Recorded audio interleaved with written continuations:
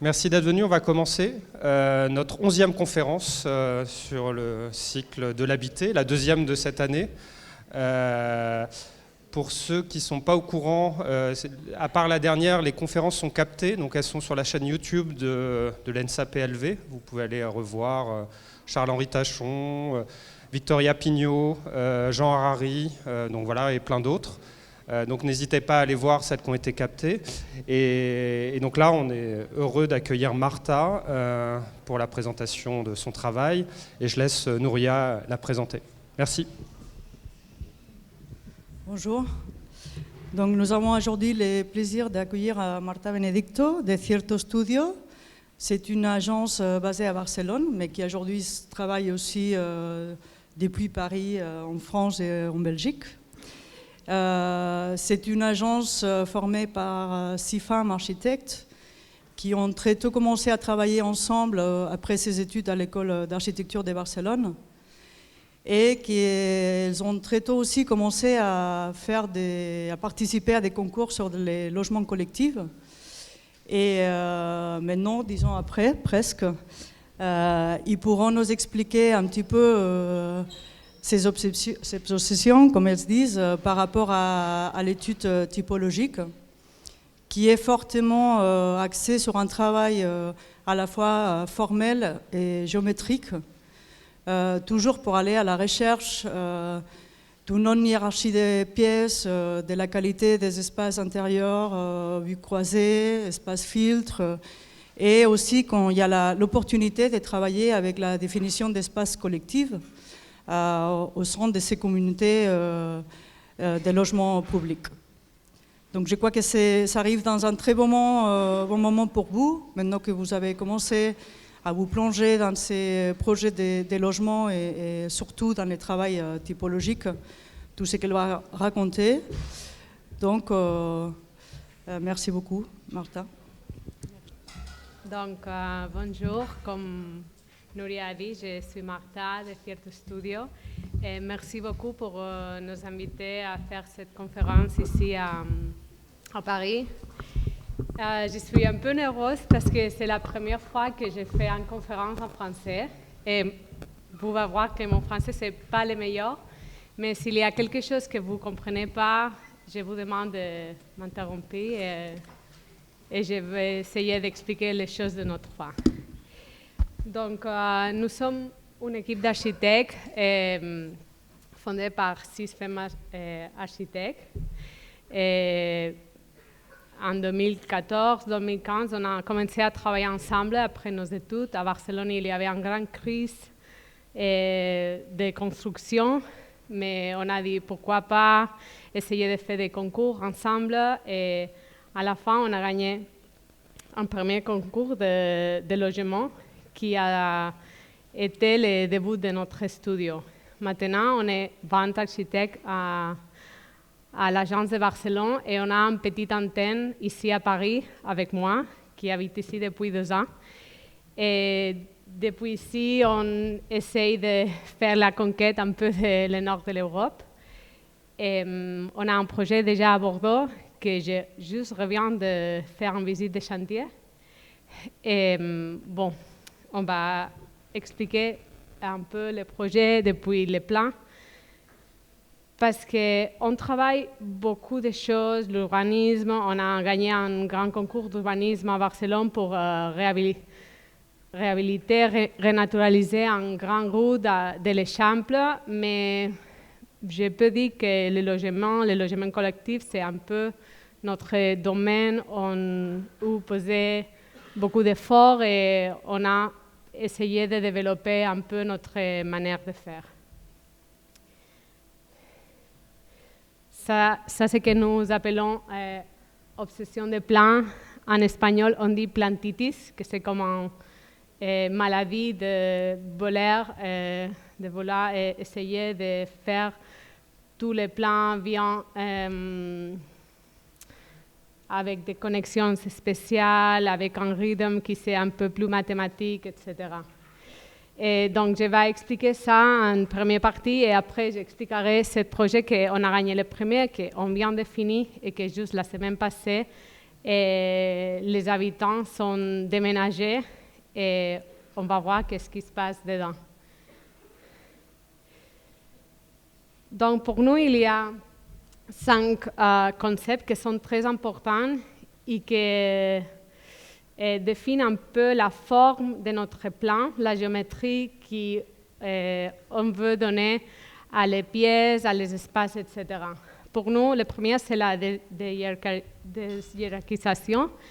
Qu'est-ce que ça veut dire? Ça veut dire nous sommes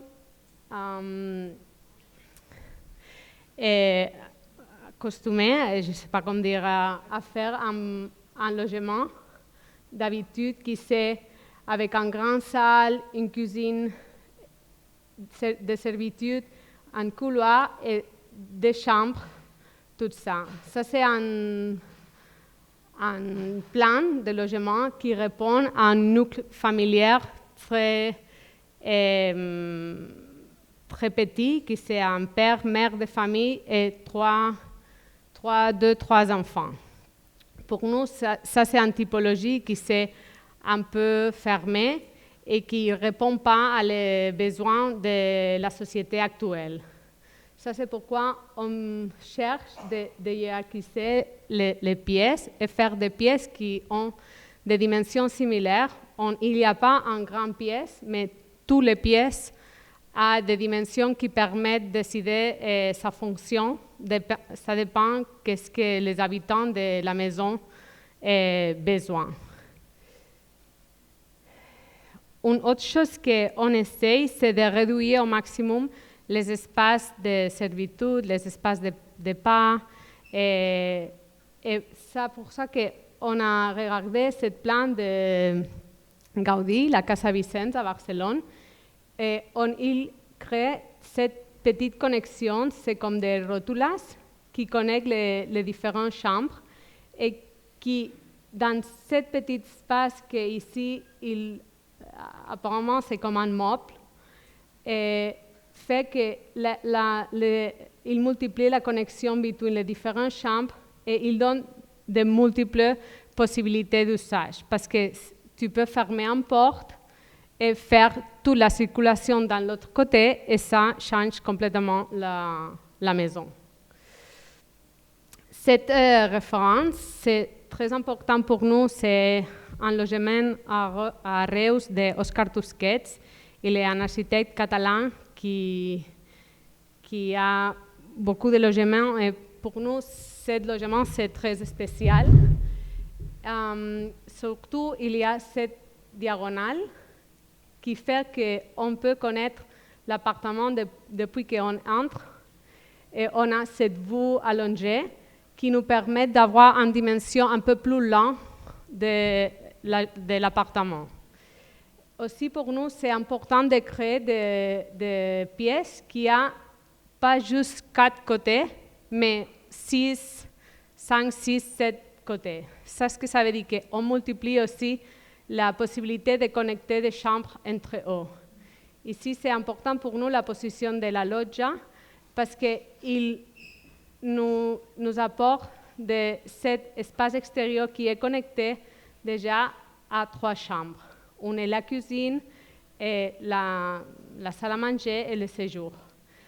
Une autre chose que dans ce plan, c'est un peu classique, mais qu'on veut regarder aussi, c'est cette double circulation. Pour nous, on dit que si on peut danser comme un train sans faire le retour dans la maison, il nous va donner un peu plus de sensation d'espace dans cette maison.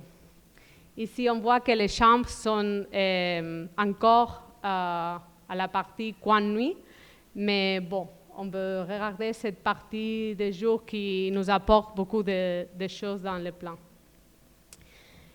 Et pour nous, cette référence, que c'est Peter Magli à Zurich, c'est important pour la position de la cuisine. Pour nous, ça, c'est une chose qui marque vraiment la différence, c'est comment est-ce qu'on positionne la cuisine dans notre logement.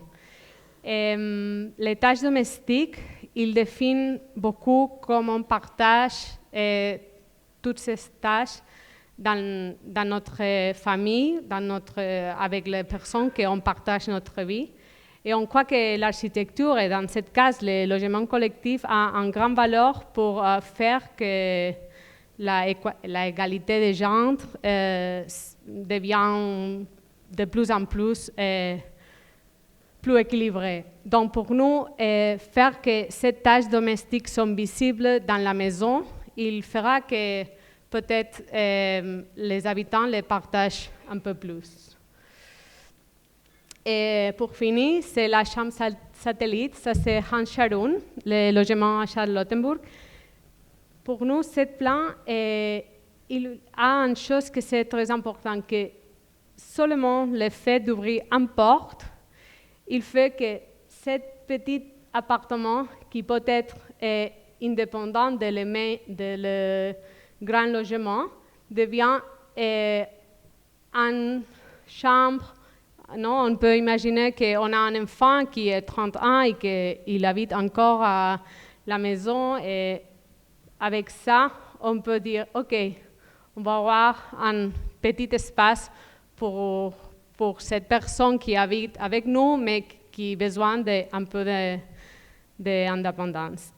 Et ça, on l'a appliqué, bien sûr que pas dans cette grande mesure, mais bon, on l'a appliqué dans notre plan. Et si je vais expliquer en séquence de plans, il y a des concours gagnés, des concours perdus. La majorité sont perdus, mais bon, je crois que c'est un bon exercice qu'on a fait pendant ces 10 ans et qui nous ramène où nous sommes maintenant. La première, quelque chose que je n'ai pas expliqué, c'est que je vais parler de la forme et de la géométrie des plans, mais on va voir comme cette géométrie, que c'est très spécifique, nous définit beaucoup comment on habite ce logement. Donc, ce plan, c'est pour un concours qu'on a perdu pour IVABI, que je ne sais pas si vous le connaissez, mais IVABI, c'est un promoteur public des îles Baléares. Et ils sont en croquis. Je crois que c'est important que si vous avez l'opportunité de regarder cette croquis, parce que pendant les dernières années, ils ont fait un grand travail. Malheureusement, maintenant, il y a un changement de parti politique à les Baléares et peut-être que ça change un peu, mais c'est beau de regarder tout le travail qu'ils ont fait les dernières années parce que c'est presque incroyable. Donc ici, on a une grille de chambres qui sont de dimensions similaires et une petite partie qui définit l'accès et le nucléo humide. Et avec cette typologie, on peut créer des chambres qui n'ont pas de fonction et qu'on peut décider comment on les utilise. Et ils sont tous connectés au milieu du logement. Aussi, c'est important comme cette décision qui vient de définir le logement. Après, on va définir le plan courant, les tâches courantes du bâtiment. Et pour la position de l'escalier, il faut que ce logement s'avance un peu et il crée une façade qui n'est pas régulière et qui donne dans les cours de l'îlot. Pour nous, ça c'est très important parce qu'on a une façade très régulière qui est en face de la rue, mais pour les cours de l'îlot, on a une façade qui a plus de mouvement, qui nous enseigne que ce bâtiment c'est habité, il y a de rythme.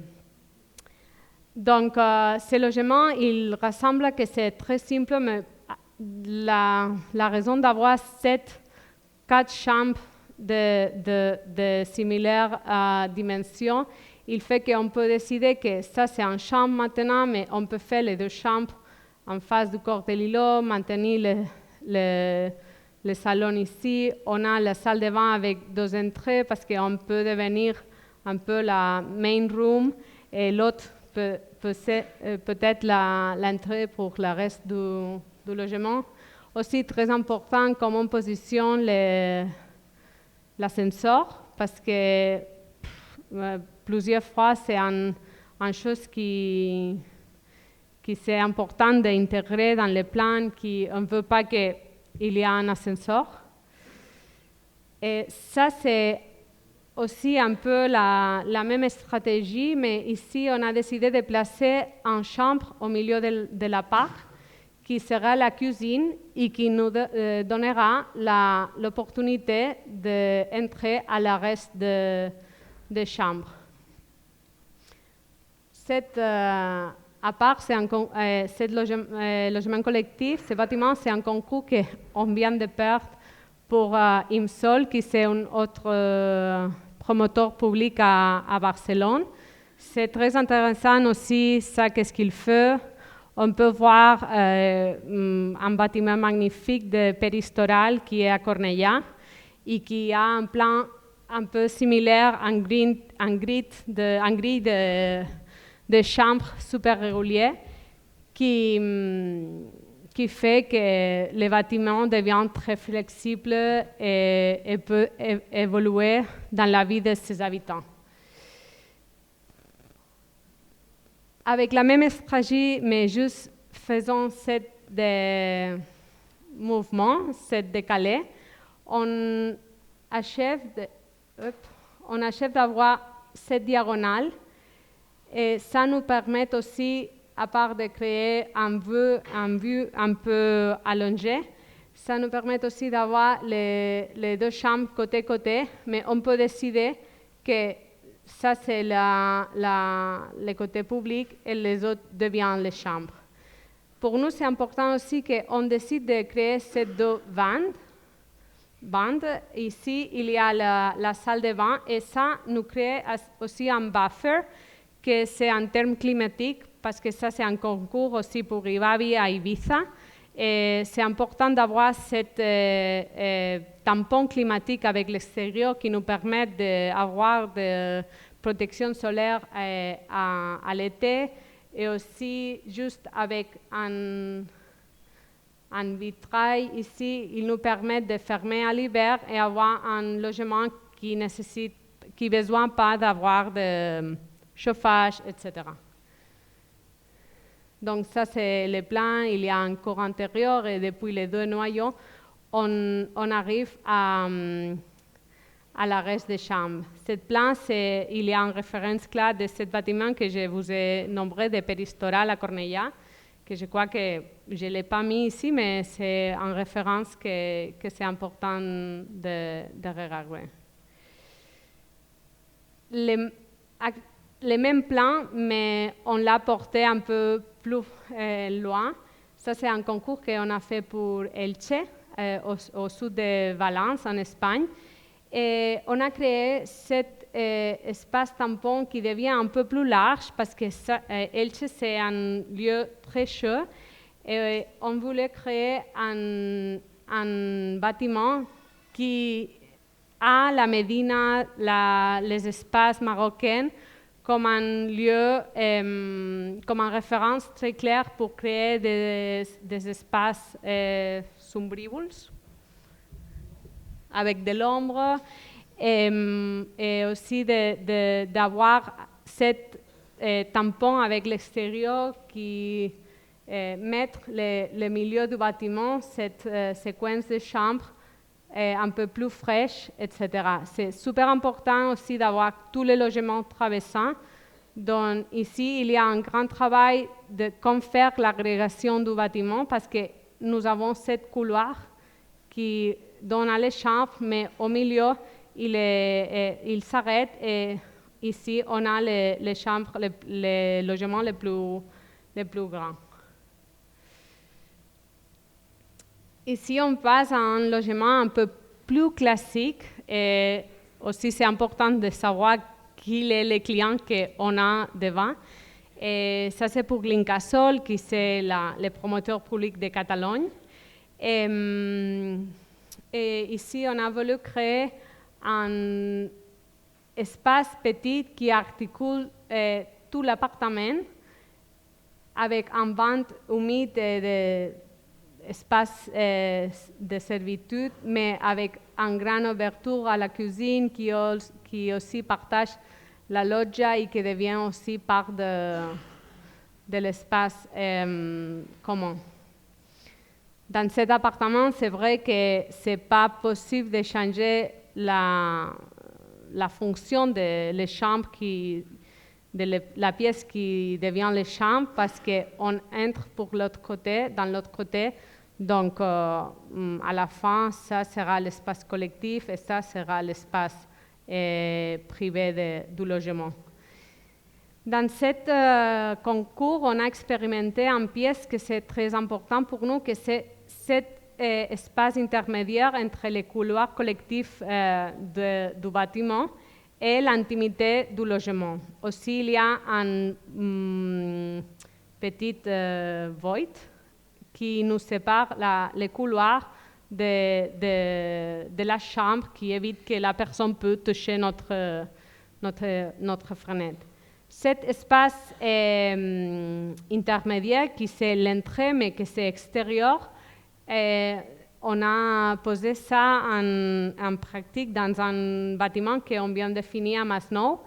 C'est très intéressant comme les habitants l'utilisent, parce qu'il faut qu'on a une pré-maison. Donc, on peut l'utiliser pour laisser notre vélo, notre affaires, notre choisir, etc. Mais c'est encore un espace un peu pas défini comme part de la maison, mais qui à la fin, il y a une porte, non, qui le ferme et qui devient aussi un espace de notre maison. Désolée. Donc ça, c'est une variété de la même typologie, mais qu'on a fait pour un concours.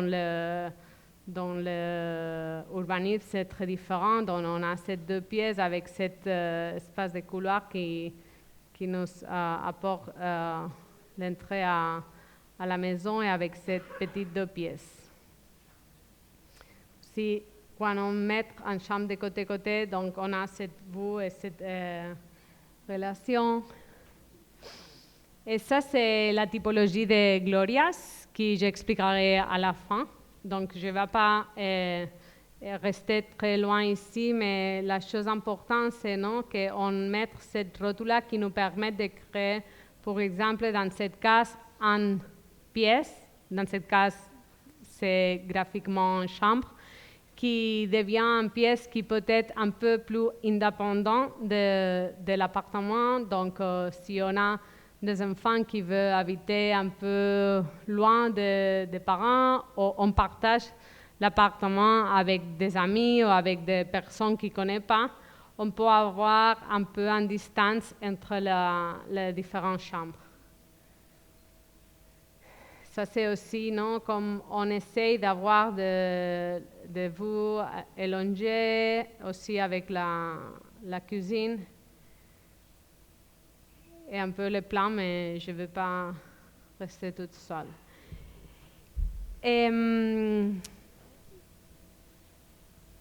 On devient un peu plus compliqué, let's say. On a commencé avec des plans très réguliers, et pendant les années, on a essayé aussi de faire des plans qui sont un peu plus complexes. Et on a perdu tous ces concours, donc, mais on est très heureuse, et je les veux expliquer parce que je crois qu'ils sont beaucoup de choses qui peuvent changer un peu la vie dans la maison, mais c'est vrai que pour les promoteurs, c'est un peu difficile d'achever qu'ils veulent faire ça. Donc ça, c'est un concours qu'on a fait pour l'Incasol, et ici, il y a une stratégie claire que c'est de positionner une pièce au milieu de la part qui peut faire la connexion à toutes les autres pièces. C'est connecté aussi en loggia, etc. Et après, les autres pièces ont exactement la même dimension. Donc, on a décidé que la cuisine se positionne ici, mais on pourrait changer la position de toutes les autres pièces. Et ça, c'est l'agrégation. Dans ce cas, c'est un bâtiment qui a 4 façades, qui s'est isolé. Et il y a un cours intérieur qui fait toute la répartition ou non, l'agrégation de différents logements. Et on a essayé de créer aussi 7 espaces de cancela, je ne sais pas comment il y a en français. De seul? Soy? Désolée. Mais bon, c'est cet espace intermédiaire aussi dans le corps antérieur qui donne à la reste d'appartement et notre appartement. Et aussi, on essaye de positionner cette void qui fait que la chambre soit un peu séparée de l'espace collectif du logement. Et aussi, on positionne cet espace qui devient l'espace pour nettoyer la linge et on peut la sécher ici, etc. Ça, c'est la typologie de Masnou qu'on vient de finir ce bâtiment. Et aussi, on a positionné aussi cet espace intermédiaire d'accès qui nous connecte avec les couloirs collectifs, mais qu'en même temps, il devient un espace tampon entre l'extérieur et l'intérieur de notre maison. Cette maison, c'est très intéressant parce qu'il y a une chambre qui est au milieu, qui est la cuisine et la salle à manger, et depuis là, on connecte toutes les autres chambres. Donc, cet espace devient l'espace le plus important de la maison parce qu'on aussi dit en Espagne, toutes les fêtes finissent dans la cuisine. Donc, pourquoi pas avoir une cuisine qui est complètement au centre de la maison. Ici, comme on fait l'agrégation une autre fois par couleur, je sais qu'en France, c'est très commun ou très bien vu de faire un couloir extérieur, mais il y a pour moi 2 raisons. Possiblement, un, c'est social, en Espagne, ça fonctionne, mais la plus importante raison, c'est le climat. En Espagne, on a beaucoup de soleil, pas beaucoup de pluie, donc ces espaces qui sont extérieurs fonctionnent très bien. Je peux comprendre qu'en France, quand on a un climat qui pluie beaucoup et on a besoin d'espaces qui sont un peu plus confortables. Mais pour nous, c'est important de créer cet espace parce que avec les espaces collectifs qui sont partagés avec les habitants dans un bâtiment de logement, on croit qu'on peut créer une collectivité, un voisinage qui fait qu'on n'habite pas tout seul, mais qu'on habite dans un collectif. Donc ça, c'est une photo de chantier, mais le bâtiment, c'est déjà fini, mais on n'a pas temps de faire les dernières photos. Aussi, comment cette vue allongée avec les 2 pièces, etc. Bon, et maintenant, on devient un peu plus crazy. Ça, c'est un concours qu'on a fait à Zurich, et qui c'est un peu plus cellulaire, où il y a beaucoup de chambres qui a des côtés qui ne sont pas régulières. Ça fait qu'on peut connecter beaucoup de chambres et on voit ici dans la maquette, non? Donc cet espace c'est très similaire au projet de Masnou que je viens d'expliquer, mais quand on regarde les différentes typologies qu'il y a dans ce bâtiment, on voit qu'il apparaît une typologie qui est super cellulaire et qui nous permet d'avoir des chambres ou des pièces qui connectent les autres pièces. Pour nous, c'est aussi important parce que ça nous permet de créer des logements qui sont un peu plus profonds, parce que si on décide d'avoir une chambre au milieu de l'appartement qui a de la lumière depuis un loggia, par exemple, ça nous permet d'occuper le milieu de la parc avec des espaces de vie et pas juste avec des espaces de servitude comme sont les salles de bain ou espaces de rangement. Donc ça, c'est le plan de ce bâtiment. Ça, c'est un bâtiment qui s'est implanté dans un lieu très végétal, un peu en cité-jardin. Donc, on veut donner aussi cette forme qui s'implante un peu irrégulière et qui fait aussi ce côté avec cette couloir qui a cet espace un peu plus allongé qui nous permet d'occuper l'espace collectif par les individus qui habitent ce bâtiment. Ça c'est une formalité qui apparaît aussi à les projets de Glorias et qu'on va voir comme l'utilise. Et pour finir cette cellulaire plan, ça c'est un projet pour l'IMSOL à Barcelone. Et, on a essayé de faire ce plan plusieurs fois, mais ça n'a pas convaincu les promoteurs.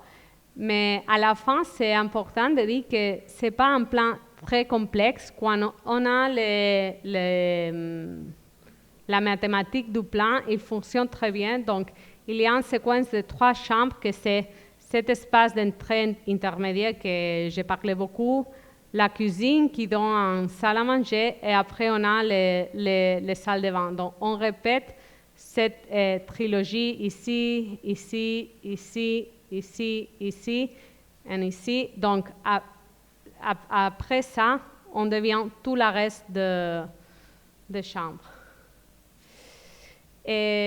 Ok, je vais montrer-vous le projet de Glorias. Ça, c'est un concours que j'ai dit qu'on a gagné. C'est le premier concours qu'on a gagné. C'est un concours très grand. Il y avait 100 propositions. Et il y a une chose qui c'est un peu particulière, que le premier prix a eu aussi le contrat pour développer l'aménagement urbain. Donc ici, nous avons devenu urbanistes pour une première fois. Et après, on a développé un des 4 bâtiments qu'on a définis dans ce plan urbain. Donc, ça, c'est emplacé à Place de las Glorias. Je ne sais pas si vous le connaissez, mais ça, c'est un nouveau parc qui vient d'être fini par Agence Terre, actually. Et, c'est un grand poumon pour la ville de Barcelone. Et ici, il y a le Mercat dels Encants, Théâtre National et l'Auditori, qui sont des grandes pièces qui fait un peu le final de la ville, mais à la fin, la ville, c'est plus grand, non? Et on a tous les grilles de l'Eixample de Cerdà, qui finit un peu ici la partie plus Cerdà, mais qui a aussi une partie avec les mêmes grilles, mais pas les mêmes tissus urbains. Donc, on a un peu au milieu. Non? On a défini un bloc qui est un peu en continuité avec les grilles de l'Eixample, qui continue les façades qui viennent, mais aussi qui répond à la nouvelle ville qui c'est un peu plus haut, etc., de côté du 22 Arroba et Poblenou, etc. Donc, cet bâtiment a été parti en 4 pièces et à la fin, on a dessiné et projeté cette partie d'ici qui c'est le bloc A et les autres blocs sont projetés, les architectes sont les 2e, 3e et 4e prix du concours de 2017. Donc, ici, on voulait créer un bâtiment qui devient en connexion très claire avec l'Avinguda Diagonale et l'entrée du Mercat dels Encants. Ça, c'est un marché de seconde main très important à Barcelone. Et aussi, on veut créer une transition d'espace entre la vie publique et en mouvement de la ville et les espaces plus intimes jusqu'à on arrive à la maison. Donc pour nous, de créer ce passage, c'est important parce que depuis ce passage, on peut entrer aussi au cours intérieur de les deux bâtiments qui devient un peu l'intérieur de l'îlot comme un espace pour créer une intimité collective entre les logements et que c'est un peu loin de la vie, del bullicio de la ville, mais qui en même temps créer cette collectif avec tous les logements autour de cette cour. Donc aussi ici on voit que toute la partie qui deviendra commerce c'est encore fermé avec cette mur, mais ça deviendra vitré et on a cette entrée qui crée des transitions entre l'extérieur et l'intérieur. Parce qu'on veut créer cette cour intérieure qui a été végétalisée, qui pendant l'été fera qu'on reste un peu plus, la température un peu plus bas, etc. Mais aussi avec des visuels qui nous connectent avec l'extérieur. Ça, c'est des photos de la façade. Et aussi ce passage ici que je vous ai parlé, avec la connexion entre le parc de Las Glorias et le mercat dels Encants. Et aussi on voit les 4 façades, non? Donc on a dessiné cette partie verte d'ici. C'est important aussi de dire que ça c'est un bâtiment qui a été entièrement créé avec des structures en bois. Et pour nous, c'est aussi un truc d'expérimentation parce qu'à l'époque, à Barcelone, il n'y a pas beaucoup de bâtiments en bois. C'est vrai que comme notre projet a été super loin, quand on a fini, il y avait déjà beaucoup de bâtiments en bois, mais ça a été une expérience qui, à la fin, je ne sais pas si c'est le meilleur pour notre climat parce que c'est très chaud à Barcelone et je crois qu'à la fin, si on crée des bâtiments qui sont un peu plus en pierre, on va avoir un peu plus d'inertie dans l'intérieur qui nous permet d'être un peu plus fraîche à l'été, que c'est la saison, que c'est un peu plus lourd de l'année, parce que l'hiver, ce n'est pas du tout un hiver très lourd. Donc, on doit protéger du soleil et on doit avoir des mécanismes qui nous permettent de rester et de poser la température un peu bas dans l'intérieur du logement. Ça, c'est des photos pendant la construction. On a aussi fait une structure mixte avec des piliers métalliques, etc.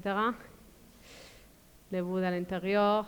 Et aussi, ça c'est que je vous parle, non? On a cette corps intérieur, mais qui reste connecté par cette boue à la ville extérieure.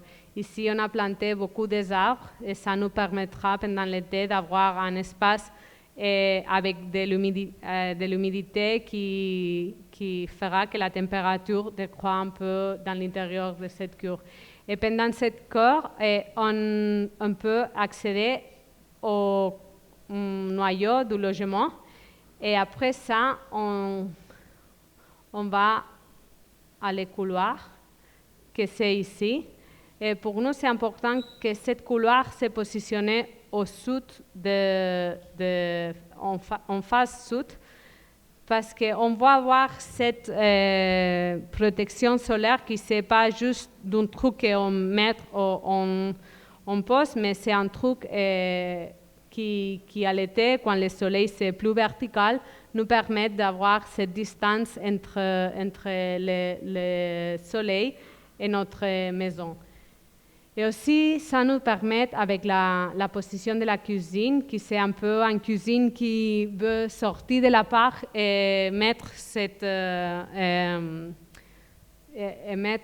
espace dans les collectivités, dans les couloirs collectifs, nous permet de créer ce petit espace qui sont un peu une extension de ce couloir collectif, non, qui devient un balcon collectif où tous les habitants, non, de cette maison peuvent mettre une petite table ou ce qu'ils veulent pour utiliser, non, comme on voit dans la photo, cet espace qui sont part de l'espace collectif, mais qu'à la fin, comme on a cette reculée, devient un peu, en partie un peu plus privé. Aussi, ce truc d'ici cache tout la sèche de linge qui est en bas et on ne voit pas. Désolée que je n'ai pas. Non? Donc, on a cette voie qui nous permet d'avoir un peu en distance avec la chambre et avec cette machine qui c'est des installations nous permet d'avoir la sèche de linge ici. Donc, c'est aussi partie du logement, mais c'est un peu protégé de la vue de la collectivité. Ça, c'est la cuisine que je vous ai dit, qui c'est partie de l'espace collectif et avec cette largeur de couloir qui nous permet d'avoir des espaces un peu privés dans la collectivité. Donc, on croit qu'avoir un couloir qui a des extensions pour être un peu conquéré par chaque logement nous permettra de créer, non, cet voisinage, cet échangement entre les différents habitants.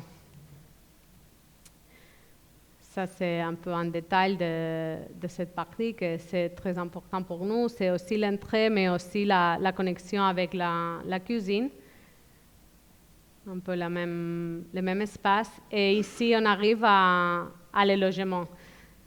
Comme je vous ai dit, ce logement a cette rotulas qui articule l'espace et à la fin, c'est juste un grille de 4 chambres qui, avec la position de la salle de bain à 45 degrés au milieu, nous permet de connecter toutes les chambres. Et on a décidé de mettre cette chambre un peu indépendante pour avoir cette flexibilité d'usage ça dépend quelle famille on a.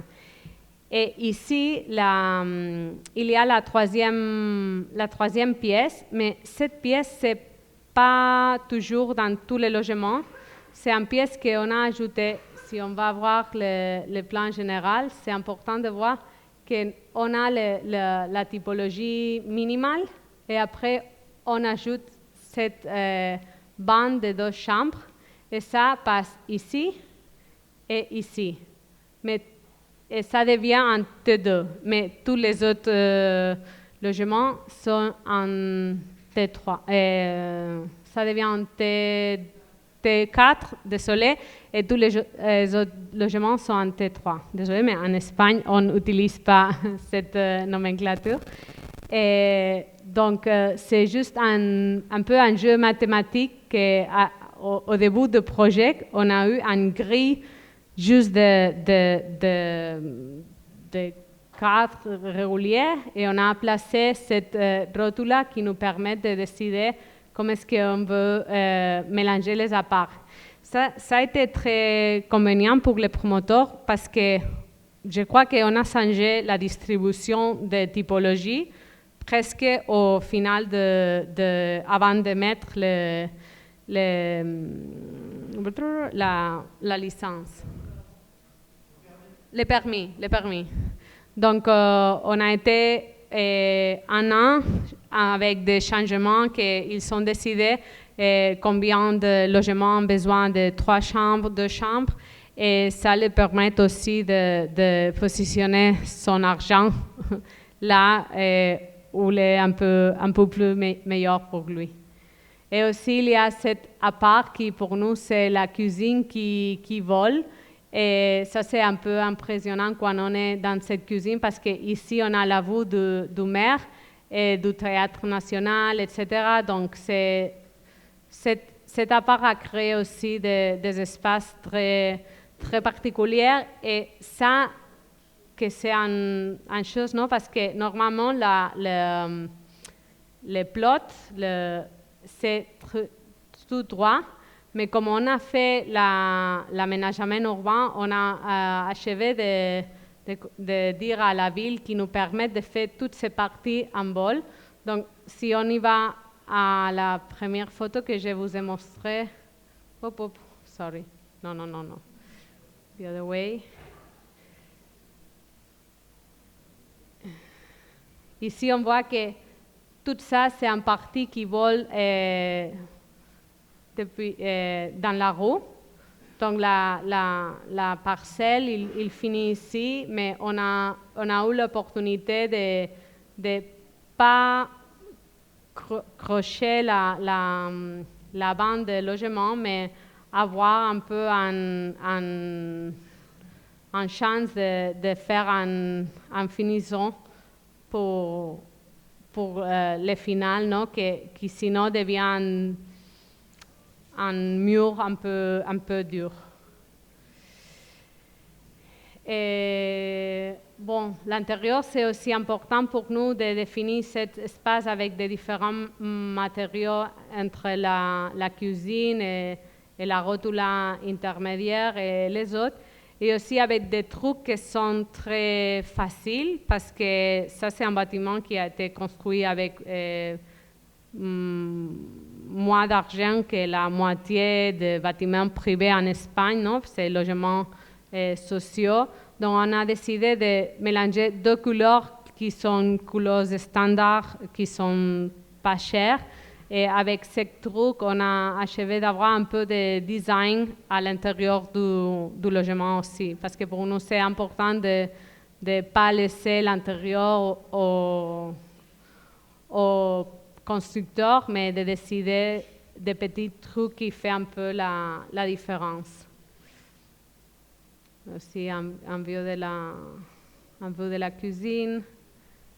Cette vue allongée que je vous explique, des différentes positions de distribution intérieure. Et cette galerie aussi qui devient un espace tampon entre l'intérieur et l'extérieur. Et quand on arrive à la toiture, il devient une terrasse collective. On peut aussi sécher la linge, mais aussi avec ces bancs et toute sa végétation, il deviendra un espace de partage collectif. Un vieux. Et bon, mes associés qui sont Carlota, Yvette, moi-même, Marta, Anna, Clara et Lucia. Et je vais finir avec un short film qu'on vient aussi de lancer de ce bâtiment parce qu'on voulait créer un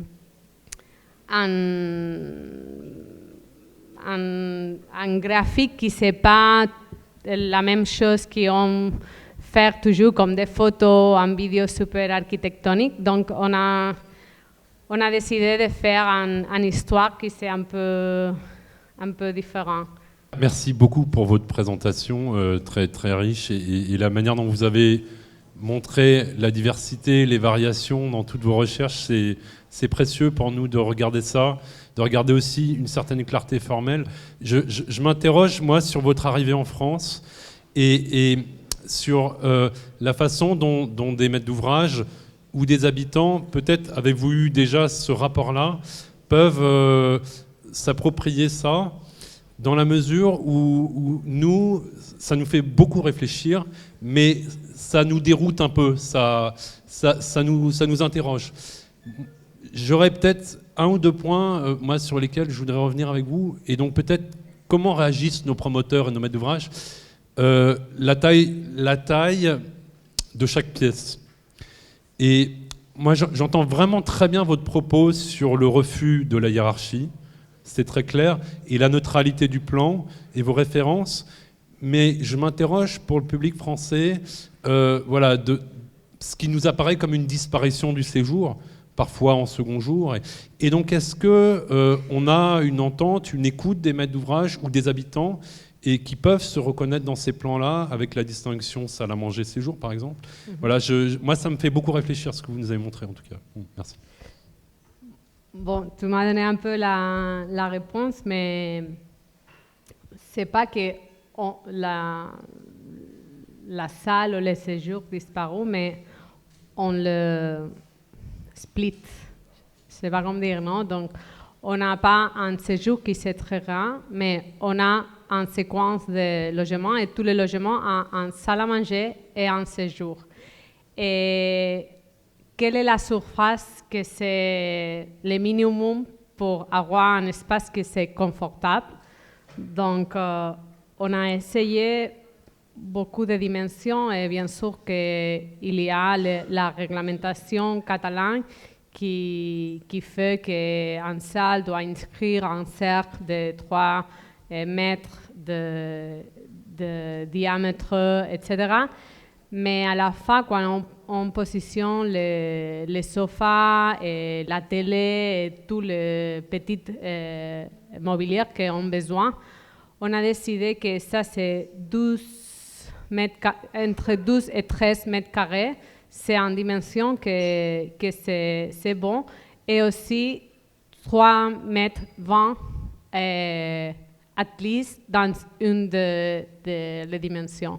Pour nous, on a essayé ça et ça c'est un point très important parce que dire qu'il n'y a pas une fonction pour chaque chambre, ça ne veut dire pas qu'on ne teste pas chaque chambre ou chaque pièce pour des différentes fonctions, non? Donc, on veut mettre un lit qui est spacieux à tous côtés, qui a un mop pour ranger tous les vêtements, etc. Donc, toutes les pièces sont testées pour avoir de différentes fonctions.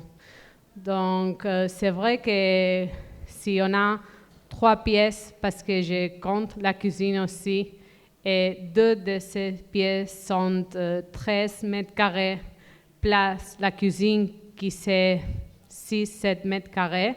Donc, on a un espace collectif qui, à la fin, a de bonnes dimensions. Et ça nous permet que, possiblement, une de ces 2 pièces, salle à manger au séjour, peut être échangée avec une chambre. Ça, c'est un peu la question. À la fin, c'est très difficile d'avoir les 3 chambres échangeables, principalement parce que la cuisine a des installations qui ne sont pas très faciles de sa mobilité, mais les autres 2, il peut avoir changé. Mais pour nous, c'est vrai que la salle à manger a toujours une connexion spéciale avec la cuisine et ça fait que c'est un peu moins mobile ou flexible que ce jour.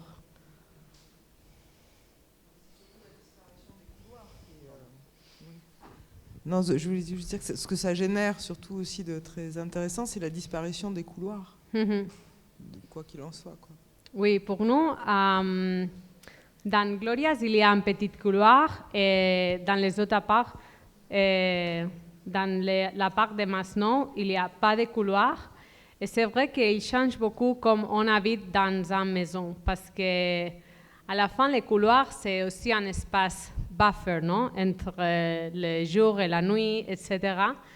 Mais on pense qu'on n'habite pas juste dans la nuit ou dans les chambres et pendant les jours dans le séjour, mais on habite, non, on étudie dans les chambres, on regarde la télévision ou quelque chose d'autre qui fait la personne dans la maison. Donc, on croit que c'est important de ne pas avoir cette distinction quoi nuit, quoi jour. Et ça évolué à la disparition, non, disparition de couloir.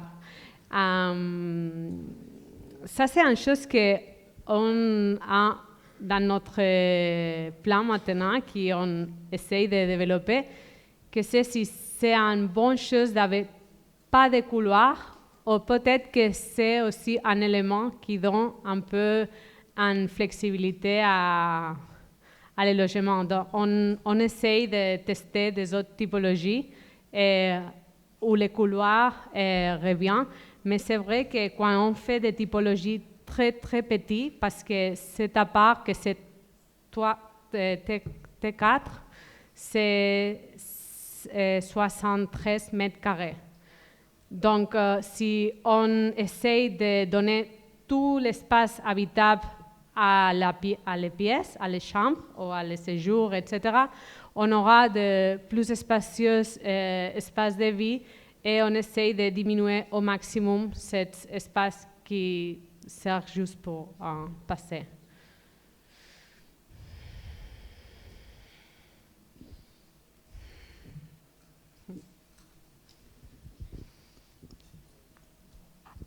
Bonsoir, merci beaucoup pour cette conférence et j'apprécie beaucoup la qualité de vos plans et la recherche d'usage et d'égalité de genre à l'intérieur de vos logements. Effectivement, vous travaillez beaucoup en Espagne, donc avec des coursifs qui sont presque culturels là-bas et qui permettent d'avoir une très grande liberté après dans l'aménagement de l'épaisseur du bâti. Je voulais savoir comment est-ce que vous interviendriez dans un système de logement français, c'est-à-dire sans coursive, avec peut-être des circulations qui soient soit centrales ou soit uniquement sur de logements, ou si vous avez déjà fait des projets comme ça ou... Oui. La circulation centrale a un grand problème, que je crois que c'est un problème pour la France aussi, que c'est qu'on n'a pas tous les logements traversants, parce qu'à la fin, si on a une circulation centrale qui donne à 3 apparts, on a un appart qui n'est pas traversant. Si on a 4 apparts, donc on a 2 apparts qui ne sont pas traversants. Donc, je crois que la circulation centrale, c'est un peu... Bon, il y a des typologies qui viennent dans ma tête qui fonctionnent traversant aussi, mais dans les plans, c'est un peu plus complexe. Mais bon, je crois que j'ai montré des plans qui peuvent marcher aussi avec des noyaux indépendants et qui en a peut-être un petit cursif qui donne à 3-4 logements maximum et que quand on exit l'escalier ou l'ascenseur, on passe juste devant un appart et on peut mettre un espace tampon aussi avec cette chambre. Donc, peut-être que la solution, c'est d'avoir plusieurs noyaux verticaux. Mais bon, c'est une vraie question. On est en train de faire quelques propositions pour France, donc on va voir s'il fonctionne ou non. On a hâte de les voir, merci.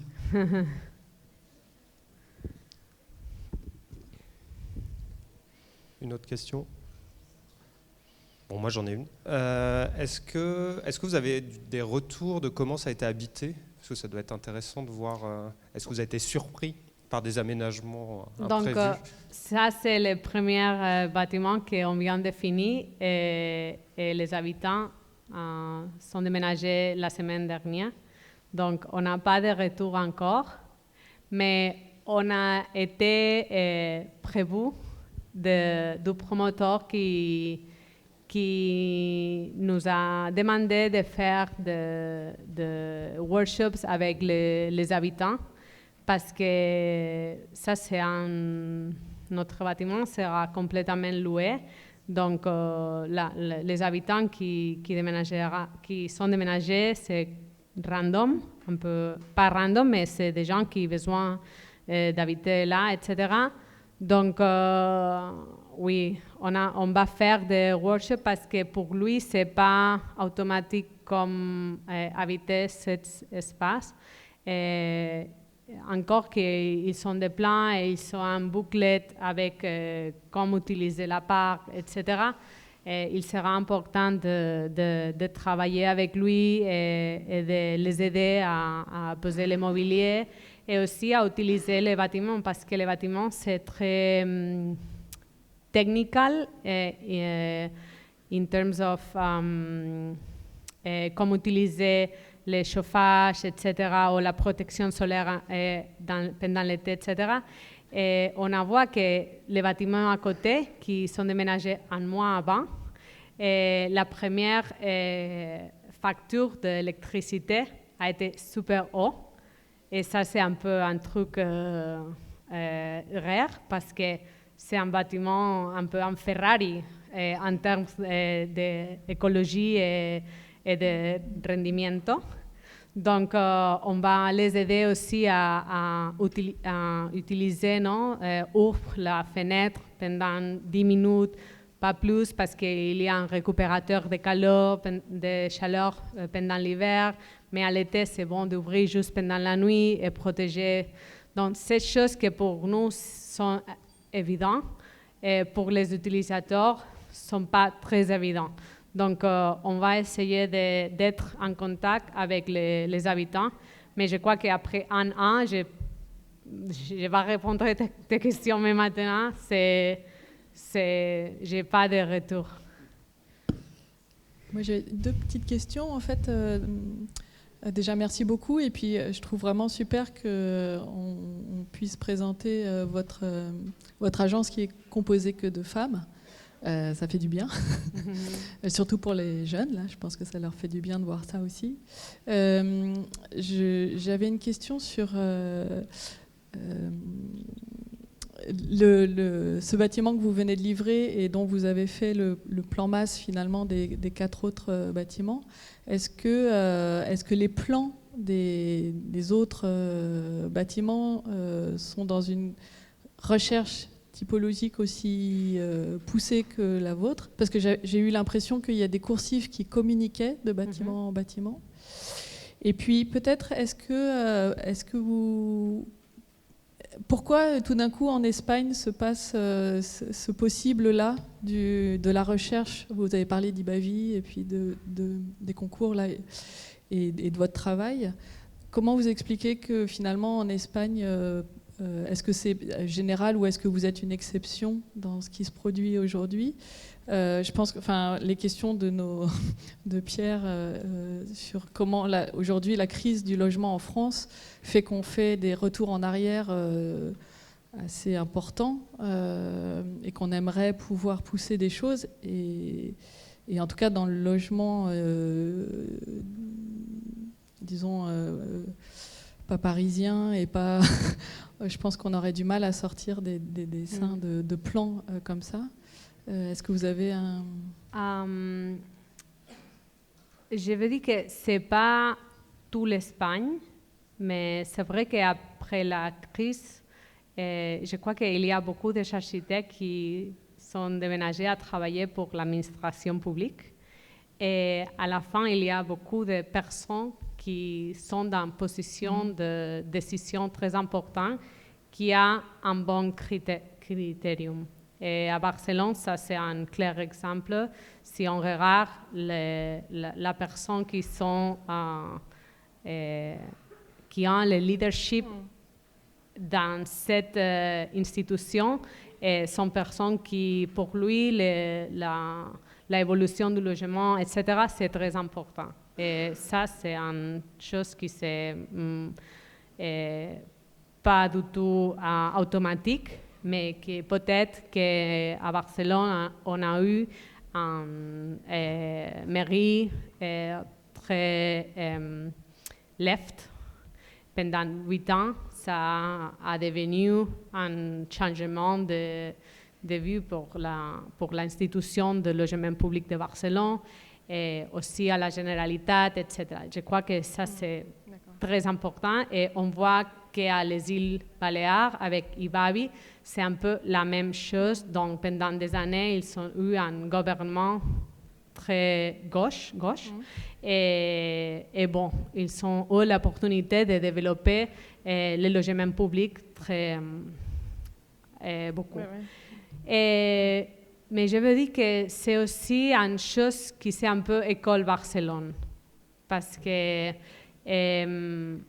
on a juste un petit exemple de ce groupe d'architectes, mais très vite, je peux nommer beaucoup des agences d'architecture qui sont développées à Barcelone pendant ces derniers 10 ans, qui font des logements très, très innovants. Et je crois qu'à la fin, quand les institutions lancent un concours et tous les retours, c'est super innovant. La chose c'est pas très il peut pas aller en arrière, non? Donc, ça a fait que encore les règlements de consultation incluent dans les bases l'inclusivité, la perspective de genre et des choses que c'est très important de lire aussi dans un règlement de consultation, non? Parce qu'il demande que les logements sont hiérarchisés, flexibles, avec des perspectives de genre, etc. Ça, c'est une chose que nous n'inventons pas, mais ça, c'est une chose qui a évolué et qui a demandé. Et le premier, peut-être, a été la mairie de Barcelone, mais après, les îles Baléares et aussi le gouvernement de Catalogne a copié un peu cette chose. Mais maintenant, on travaille aussi à Madrid et c'est une chose complètement différente. Donc, je crois que, bien sûr, on ne peut pas séparer l'architecture publique de la politique publique. Donc, ça marche ensemble. Et une chose que vous avez nommée et que je ne vais pas faire très important dans cette conférence, mais c'est vrai que le fait que nous sommes 6 femmes fait que nous regardons choses que peut-être que des autres agences regardent aussi, mais on va voir comme, non? Et ça, pour nous, c'est important parce que quand on a dans une école d'architecture, à Barcelone, 60% des étudiants, encore un peu plus, sont femmes. Mais à la fin, quand nous sommes dans la profession, c'est très difficile de trouver cette femme. Et nous nous posons cette question, où sont les femmes? Parce que nous sommes beaucoup de femmes dans l'école, et qu'est-ce qui se passe après?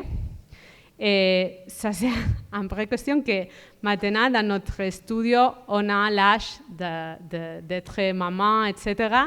Et on essaye d'achever ou de passer cette tunnel de la maternité, etc. Parce que c'est vrai que tous les trucs de l'architecture se fait en faisant que c'est difficile de faire toutes ces conciliations, etc. Donc, bon,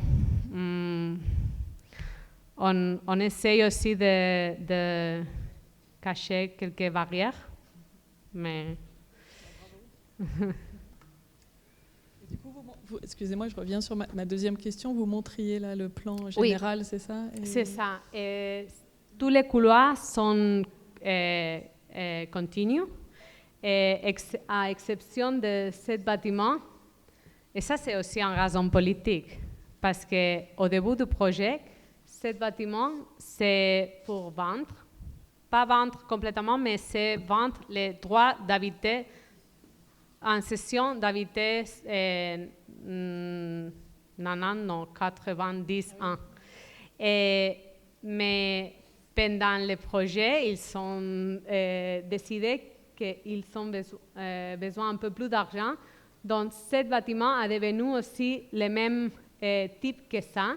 Donc, à la fin, le gouvernement nous a obligés à poser des portes ici qui ferment les couloirs et qui c'est pour nous un sacrilégio, je ne sais pas comment dire en français. Un sacrilège. Un sacrilège, parce que la question, c'est qu'on veut mélanger ces deux côtés, les côtés loués et les côtés achètent. Mais bon, c'est aussi je comprends que pour la ville, c'est difficile de manager ce bâtiment qui a beaucoup de logements, etc. Donc, mais c'est vrai que nous, on travaille ensemble encore pour question d'incendie, etc. On a besoin les 3 escaliers de travailler ensemble. Donc, notre bâtiment pas être habité sans ce bâtiment qui existe. Donc ça, c'est une question que nous avons écrit aussi dans le plan urbain, que tous les couloirs et les dalles sont continues et que la façade a aussi une continuité, etc. Parce qu'à la fin, chaque architecte a un peu sa manière de faire, mais qu'on a un peu cette continuité pendant les différentes façades. Ben, merci. Est-ce qu'il y a une dernière question?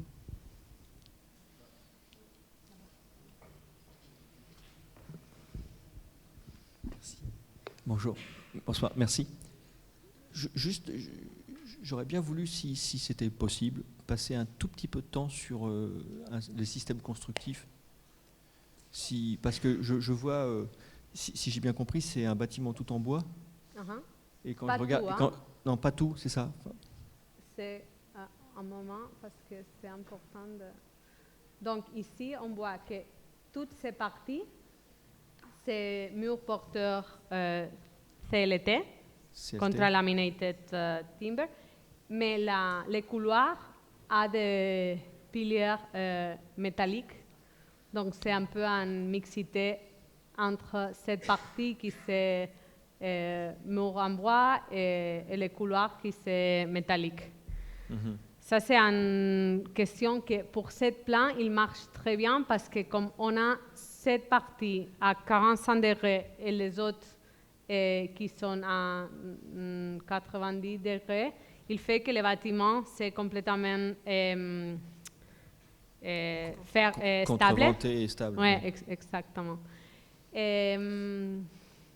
Bon, pour nous, c'est important que les murs sont porteurs, pas juste pour une question structurale, mais aussi pour une question de que la structure est part de la disposition des pièces, etc.